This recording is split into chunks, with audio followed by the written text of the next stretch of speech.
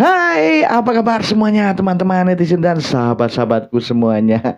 Terbaru nih ya, pada akhirnya nih Dokter Richard mendapatkan kritikan yang lumayan tajam terkait dengan wawancara atau podcast dengan keluarga Aden Wong yang kalian tahu semuanya ini adalah kasus yang viral yang menghebohkan jagat dunia maya ya. Bagaimana komentar para netizen? Bahkan Denny Sumargo juga angkat bicara tentang hal ini. Apa sih sebenarnya? Coba kita lihat langsung aja ya. She drunk every day. Almost every day. Sometimes. Jadinya saya menyayangkan sekali akhirnya anak yang tidak perlu hadir nongol ngapain gitu loh. This is parents, please stop it gitu. Anak di bawah umur, no, don't go there gitu loh. Gue ya kalau disuruh milih ya mendingan gue jadi warga negara Korea Selatan aja deh. Wow. Ya nggak sih? Kayaknya privasi gue aman di situ, beda sama di sini, tau nggak sih? Wow. Di sini udahlah pada rempong netizennya. Udah gitu kalau ada kasus ya, anak kecil aja bisa ke-expose mukanya sampai viral di sosial media, bisa loh di sini. Lu perhatiin nggak kalau lu nonton drakor, terus lu nonton behind the scene-nya mereka tuh ya, itu sampai tukang make up, asisten artis, tim-tim syutingnya itu tuh ya, itu tuh mukanya pada di blur-blurin tau gak sih? Yang di-expose tuh cuma muka artisnya doang. Lu perhatiin gak? Ya karena mereka jaga privacy. Beda di sini, say. Aduh, takut banget gue. Ini gara-gara nasi Padang aja nih gue bertahan tinggal di sini.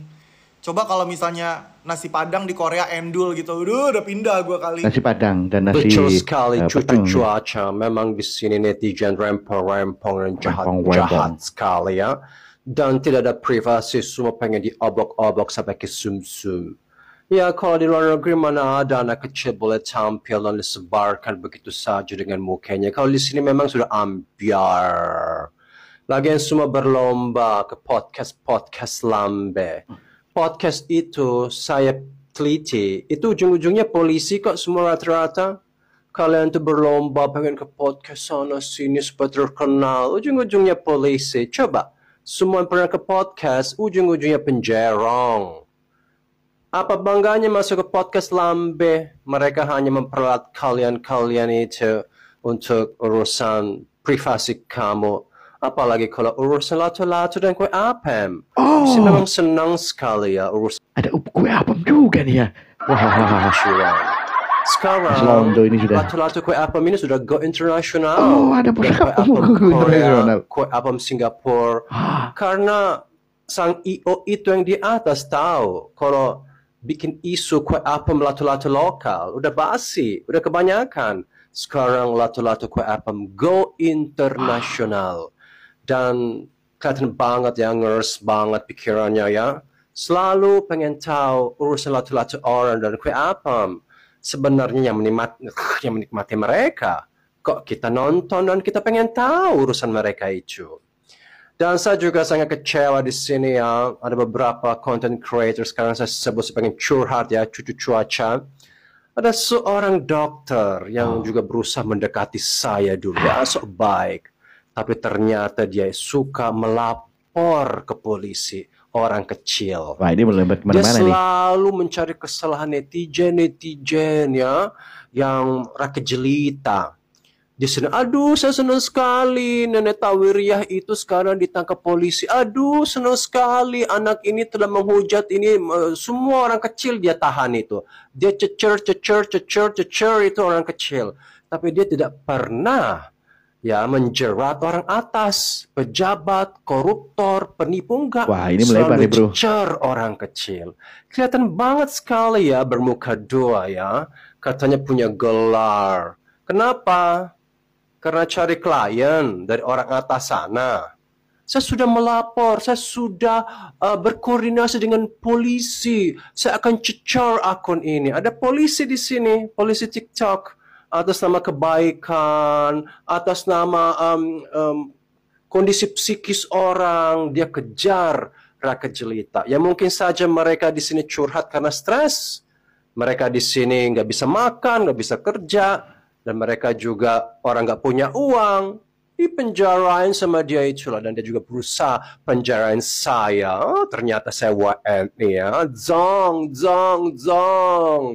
Ya coba, pernah nggak si S2 Esteller itu menjerat pejabat orang atas? Ya tidak. Makanya benar-benar bermuka dua seperti ular orang itu. Makanya di sini harus hati-hati. Ada polisi tidur, tapi di sini ada polisi nyala 24 jam mencari kesalahan-kesalahan netizen. Pasti kalian siapa tahu orangnya, tapi saya tidak mau sebut ya. Dia juga bilang, "Oh, saya mau datang ke restoran kamu, Om Bule. Oh ya gini-gini."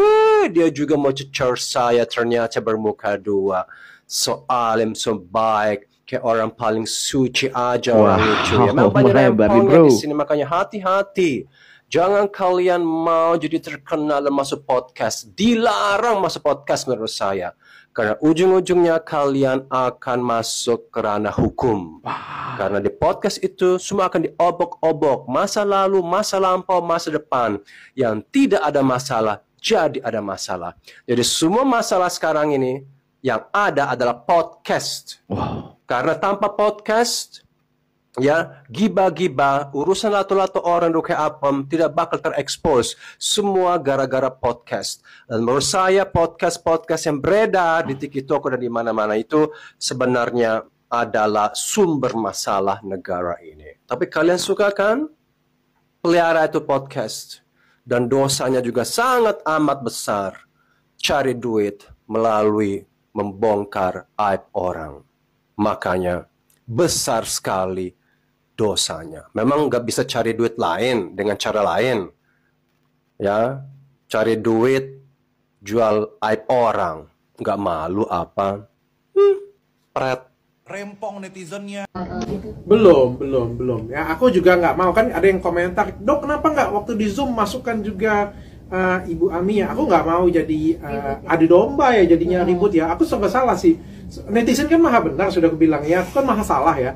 Jadi kalau cuma ditayangkan anaknya dan bayangkan ya, kalau aku tayangkan Eden Wongnya nanti katanya memihak. Kalau aku menayangkan anaknya dan Eden Wongnya ada yang bilang kok dikasih panggung anak-anak. Salah semua. Aku masukkan Amy-nya di situ katanya adu domba. Jadi kayak ketika netizen sudah berpihak pada sesuatu hal, kayak sudah susah dilawan kalau di Indonesia. Balik lagi aku menghimbau kalian semuanya untuk kita ngeliat deh dua sisi ini sama-sama kayak gitu punya. Toh mereka bercerai, mereka balik lagi, mereka keluarganya anaknya ikut siapa, kita tuh nggak diuntungkan sama sekali loh.